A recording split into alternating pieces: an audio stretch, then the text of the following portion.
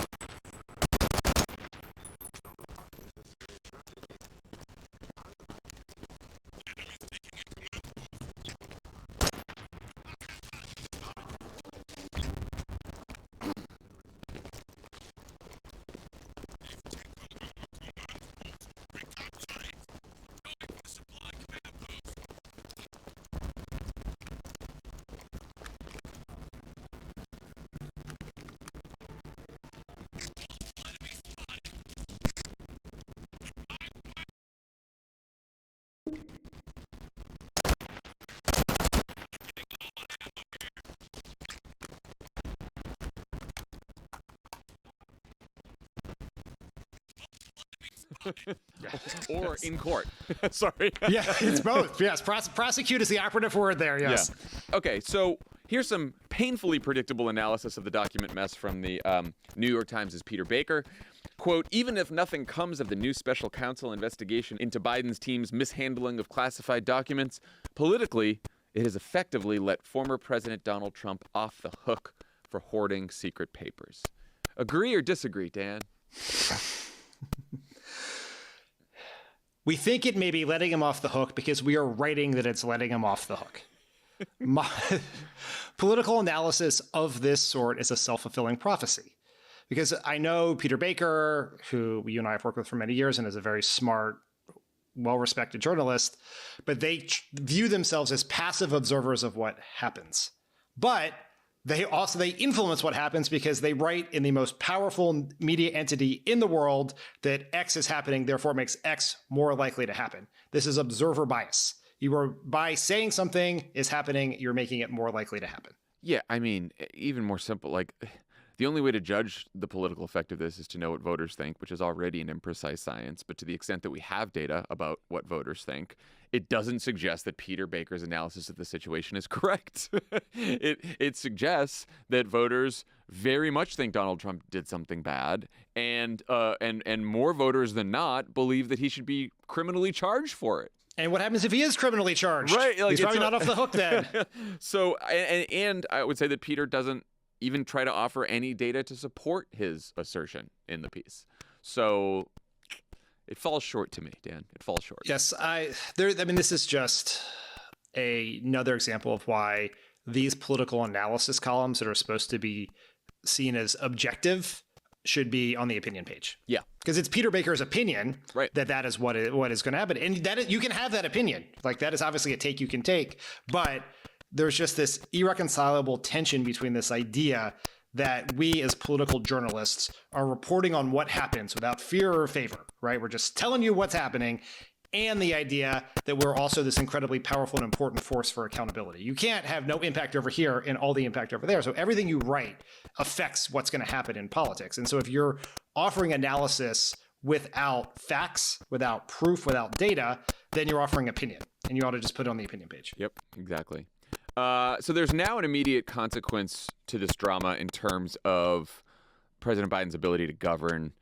Tom Cotton says he's blocking all Biden nominees until he gets access to the Trump, Biden, Pence documents, which the special counsels are currently withholding from Congress while the investigation is ongoing. Can anything be done about that? Or is that just, are we just stuck with Tom Cotton being an asshole again?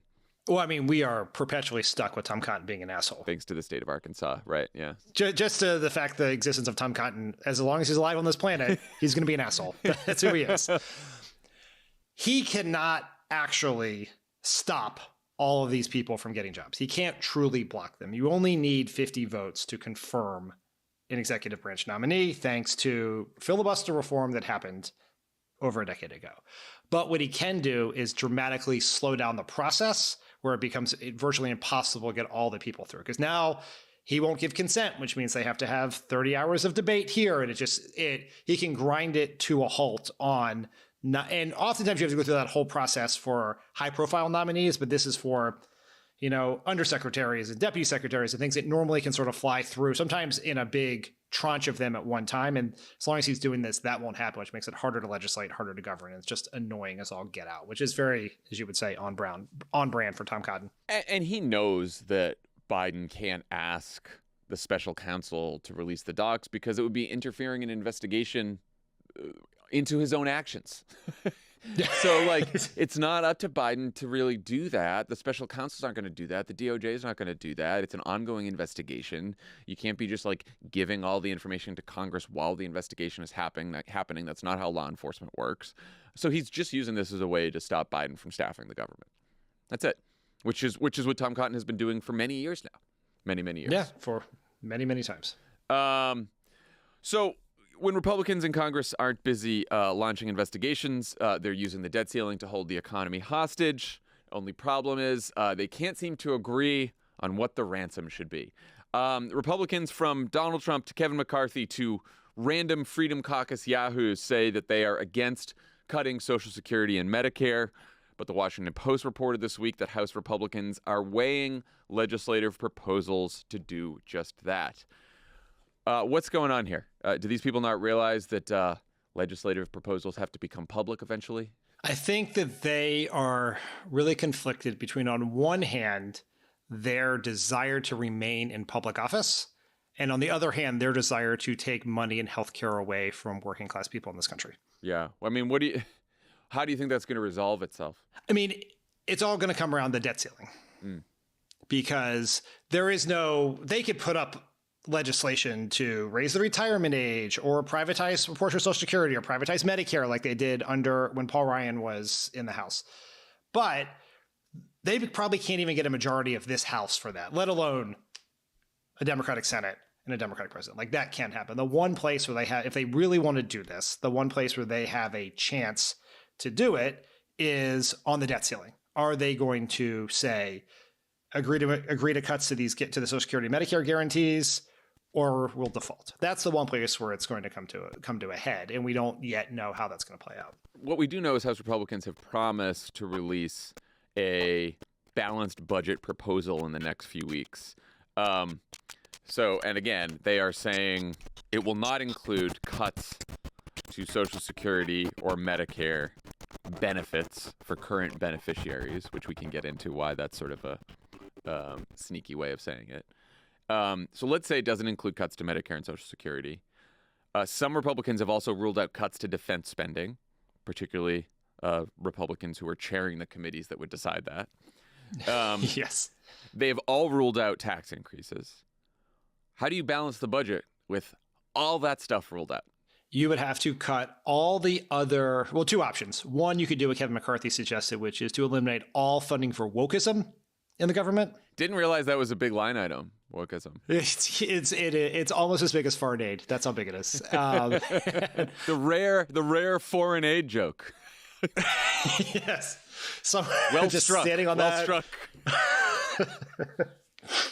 The other thing you can do is cut all other spending, education, healthcare, FEMA, Homeland Security by 85%. It's so funny, that number. I remembered that number because I wrote that line many times in many an Obama speech in the 2010-2011 era. It's Yes. Time to get to the part of the speech where we get to how much you'd cut non-discretionary domestic spending by in order to balance the budget. If you ever got it, when a speech would circulate in that era, and I didn't have time to go line by line through it, I would Control F discretionary. I never put the fucking word discretionary in there. Yeah. Our boss did. Yes, that's exactly that was the point at which I did Control F discretionary. Was not when it left your desk. So anyway, yes, this whole thing is a shell game. The Republicans are, and you wrote a great message box about this morning. Republicans are terrified of people knowing that of voters knowing that they want to cut Medicare and Social Security. And so they want to hide the ball on that. I don't think they can hide it forever. When they say they don't want to cut benefits for Social Security and Medicare, what they could do is say, we're not cutting any benefits for current Social Security and Medicare beneficiaries, but we will raise the age for people who will retire someday, which is all the rest of us, for both Medicare and Social Security. Or they will cut payments to Medicare providers, which is just another way of cutting Medicare, because if the providers have less money, they will raise costs and there will be fewer resources for Medicare beneficiaries. Or they could do a whole bunch of other things. So there's plenty of other cuts they can do to Social Security and Medicare that don't touch benefits. That would still be a bullshit way of doing it, and we'd rightly accuse them of cutting Social Security and Medicare if they do that. Or if they truly don't touch either program, then they have to massively cut spending everywhere else.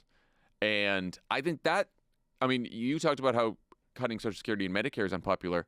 I think massive cuts to education, transportation, clean energy, border security, public health, scientific research, repealing the ACA, Medicaid, agriculture, student loans, law enforcement, I think that'd be pretty unpopular too. Yeah, it's incredibly unpopular. It's why Republicans always lose these budget battles over the funding of the government, because their position is deeply unpopular. Just to go a little bit deeper for the 95% of people currently listening to this who are not yet message box subscribers, the polling on Social Security and Medicare is mind-boggling.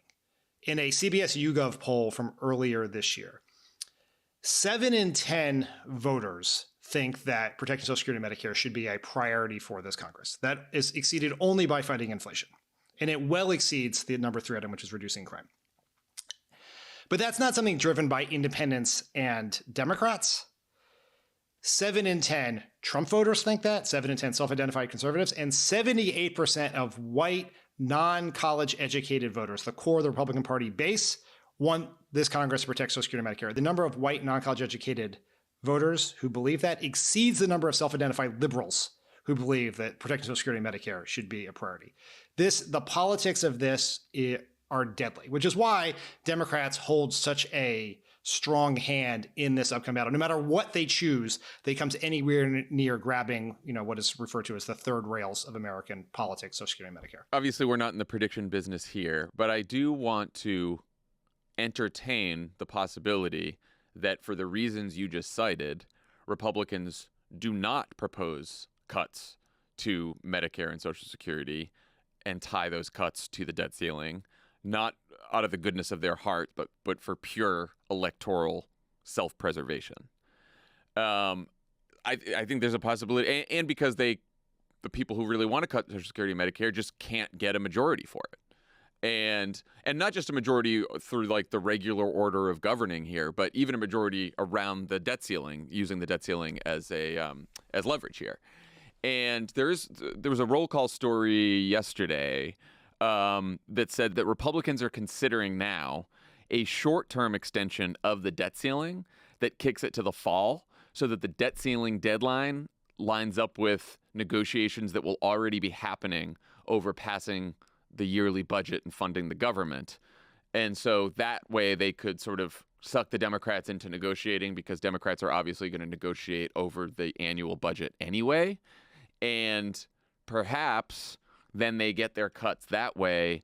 And maybe McCarthy thinks that he can shut the government down instead of holding the debt limit hostage. I don't know. I feel like, and I also think that if they want to get the whole Republican caucus on board with what their proposed budget is. And if they can get the Social Security Medicare stuff out of the way and maybe just kick it to some commission, then they can propose massive cuts to other government spending and perhaps believe that holding the government hostage to those cuts will be more popular than holding the debt ceiling hostage to Medicare and Social Security cuts. The good news about the fact that we, and particularly I, are quite old is that none of this is new. Yeah. We did this exact same play in 2013. This is exactly what the Republicans did, is